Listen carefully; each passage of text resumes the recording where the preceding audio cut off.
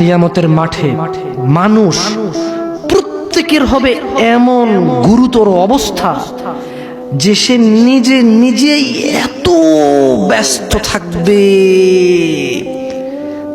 একটু চোখ বন্ধ করে ভাবুন, কিছু নাই পৃথিবীতে, আপনি একা, আপনার গুনাহ দেখা যাচ্ছে, চতুর্দিকে আগুন দেখা যাচ্ছে, আল্লাহর বিচার হচ্ছে, মানুষ জাহান্নামে পড়তেছে, মানুষ উলঙ্গ, কেউ কারো লজ্জাস্থানের দিকে তাকাচ্ছে না, মা তার সন্তানের খবর নিচ্ছে না, সন্তান তার মায়ের খবর নিচ্ছে না, স্ত্রী তার স্বামীর খবর নিচ্ছে না, স্বামী তার স্ত্রীর খবর নিচ্ছে না।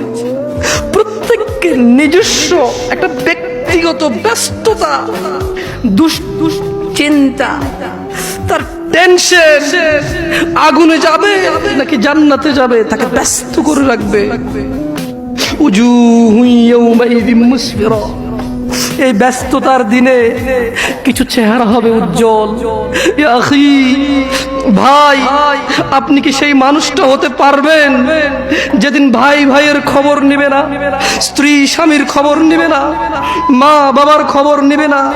আপনি কি এমন কর্মকাণ্ড করছেন, আপনি কি এমন ইবাদত করছেন যে ইবাদতের কারণে ওই ব্যস্ততার দিনে উলঙ্গ মানুষ, কেউ কারো লজ্জাস্থানের দিকে তাকানোর সুযোগ নাই, তাকাতে ইচ্ছে করবে না, তাকানোর মনে থাকবে না, কোনো কিছু মনে থাকবে না, শুধু বাঁচার জন্য একটা ব্যস্ততা থাকবে।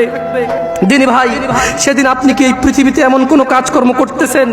আল্লাহ বলছে কিছু চেহারা হবে অনেক উজ্জ্বল।